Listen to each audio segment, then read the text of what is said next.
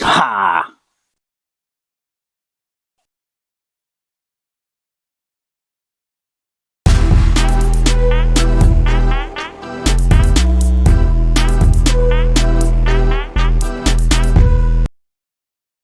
Hello and welcome to another episode of Dumbed Down Tech. With handheld gaming becoming extremely popular in recent years, what with the introduction of the Steam Deck and now its competitors the Asus ROG Ally and Lenovo Legion Go, it's a great time for gaming on the go. Unfortunately, this kind of gaming is quite expensive. You're talking about £350, about $450 for an entry-level Steam Deck, which is not the one to go for. By the time you spec up anything decent, what with extra storage, so you can at least install a few games, you're up at about £500, around $640. So we were thinking, can it be done cheaper? Well, yes it can. Introducing the JXD S7800B from 10 years ago. Now, this is not running Windows. It's an Android gaming device. So, what kind of specs do we get from 10 years ago? Well, starting with, we have a 7-inch IPS 5-point capacitive touchscreen running 1200 by 800 resolution. Now that's fine. Trust me, it's absolutely fine. It's running an old version of Android. It's actually Android 4.4.4 KitKat. So modern apps are going, you're just not going to be able to install. So at the heart of it, we've got Cortex A9 quad-core CPU and an ARM Mali 400 MP4 GPU. We've only got 2 GB of RAM. That can be a bit of a stumbling block if you're running harder emulators, which we'll look at later. It also has 16 GB of internal storage, which again, it's not great, but thankfully there is a micro SD card slot on the bottom, expandable officially up to 32 GB. I'm running a 64 GB and no problems. We have 2 cameras on it. Front camera, which is a pitiful 0.2 megapixel, don't even bother. And the rear one, well, it's still not great. It's 2 megapixels. So by modern standards, these cameras are useless. Now, as for connectivity, we do have HDMI, USB 2, which is not the charging port, 3.5mm headphone jack, and a separate charging port. Now, the USB 2 port does support GTG, which is great. We also have stereo speakers, a little bit tinny as you could imagine. We also have built-in Wi-Fi and Bluetooth, so again you connect up various devices. The weight of this is not too bad, it's about 500 grams. You can feel in your hands, but the back is sculpted, so at least it sits in your hands reasonably well. The battery is a rechargeable 5000 milliamp battery. It doesn't last very long, so you're going to want to keep the charger close at hand. Now, as for games, it now struggles to run Android games if you can even install them. So this is more of a retro machine, more of a retro gaming console. Easy to install emulators. I mean, it even came with one called Happy Chick. I don't know where they got that name from. And thankfully that had the bulk of emulators built in. So the ones we're going to be looking at, we've got Arcade, Nintendo NES and Super NES. We've got Mega Drive and Dreamcast on here, Sony PlayStation 1 and PSP, and I even managed to sideload an Amiga emulator. So with all that being said, let's see how it performs. So when the device boots, anybody familiar with Android will recognise the basic interface, even if it is a bit older. As I said, most of the emulators are stored in Happy Chick, and thankfully in Happy Chick most of the controls have already been matched, so we just go over to play. We'll start off with Marvel vs. Capcom, which is on an arcade emulator.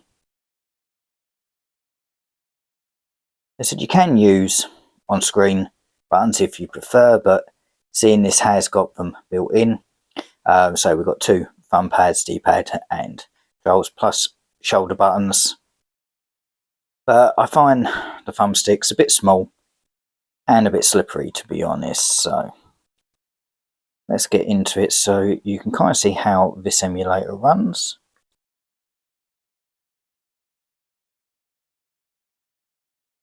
And I apologise for my gameplay, as I'm actually trying to do this while looking for a camera.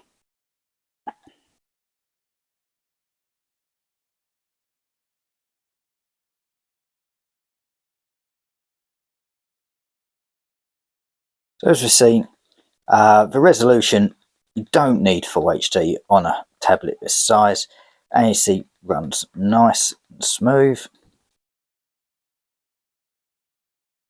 There's a nice bit of travel on buttons, and the D-pad itself actually feels quite reasonable. I have the volume turned down at the moment just so you can obviously hear me speak, but as I say, the speakers are not ideal. While in play, if you do experience any problems, if you press the back button, you can bring up a config screen and just go into settings and change anything you need to. Whole range of settings for this emulator, but seeing it's working pretty well, I wouldn't touch it. You can save, change orientation, which is great. So that was the arcade one. Now then, let's try Dreamcast. You'll see it's running a little bit faster, so I've got it set up, but once we actually get into gameplay, it does actually calm down. As I said, thankfully it does pick up like the old memory cards, and so you can save progress if you want. In the top left you'll see we have an FPS indicator, just so you can kind of see how well this is performing.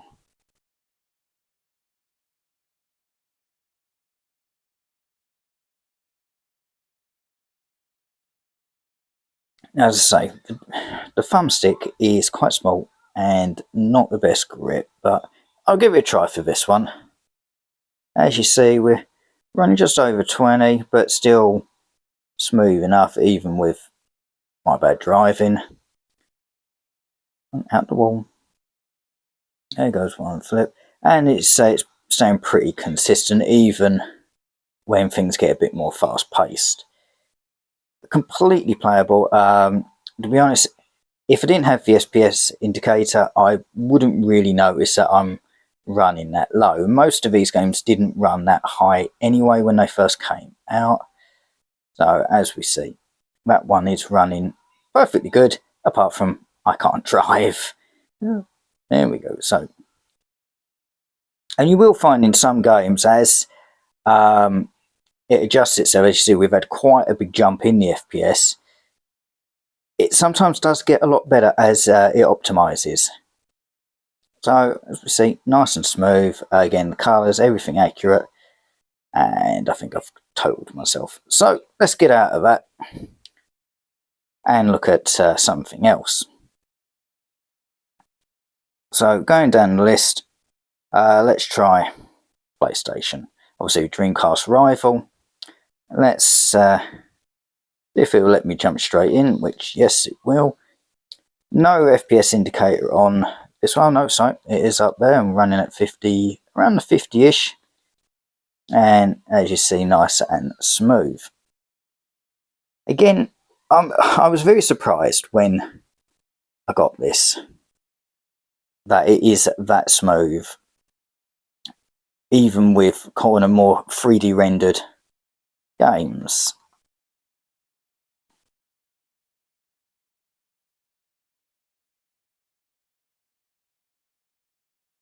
And again, like most simulators, I mean, this one doesn't have many options to actually go into. It just means you can kind of quit, which we don't want to do at the moment, even though I'm having the hell kicked out of me there. Let's fight back. Alright, now I've done that, now we can quit the game. And we'll go back in and have a little look on the list again. I did say PSP. So we will see how that runs. Obviously PSP was handheld anyway, but running on this, you can take a much bigger library with you. Again, another FPS indicator in the top. So let's see if I can remember how to get into there you go, quick battle.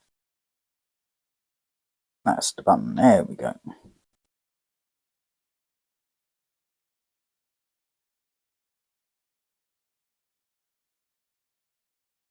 That's the accelerator. Yay, that's the accelerator.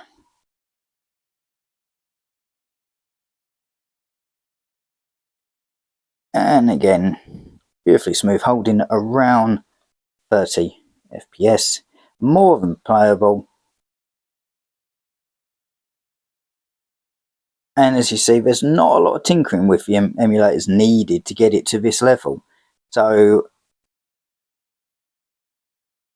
just enjoy playing. Sorry, I was concentrating too much on the screen there to remember what I was going to say. Seeing I've managed to get in the first place, I think I'll quit there, but I used to love the Need for Speed titles, so this is great just going back to it. And on this one, again, pressing the back button, we do actually have some settings, actually quite a lot of settings. I'm not going to change anything on that. As you saw, it was running absolutely fine. So we'll go back to the menu, see if there's anything else to look at. If not, we'll have a little wrap up. Oh no, I will look at another one. So we have an N64 emulator as well, which I don't think I said earlier. Didn't realise it had it on here. As I say, it's been a while. So let's see if this works. Because who doesn't love a bit of Mario Kart at the end of the day? Oh no, wrong button. We'll try that again. Aha. Yeah, let's go on, let's get into it. And of course, got to be a bit of Yoshi.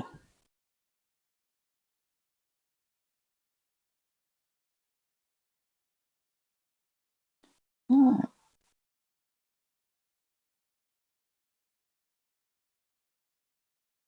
And let's watch me spin out in the first corner. Here we go. Peaches, go away. Come on, there we go.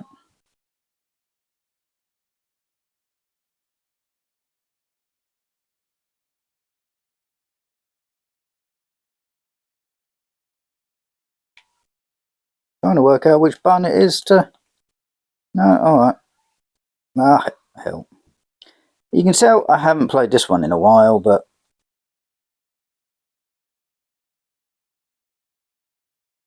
So we will give that up as I can't remember the buttons, but as you see, another one that's running widescreen and beautifully smooth, more than playable.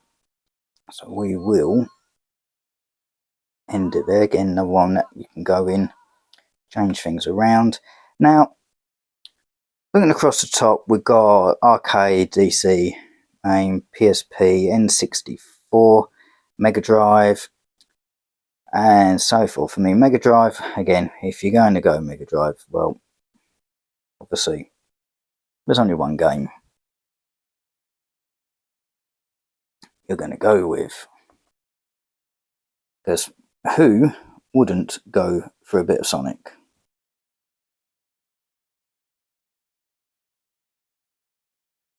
Even my wife loves Sonic, albeit she only plays it to make him tap his foot impatiently.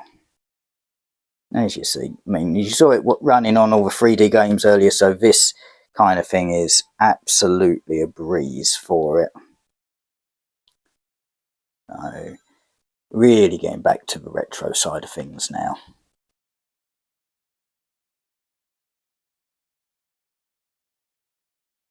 And apart from that, I don't think there's much more to show on the actual gameplay front, so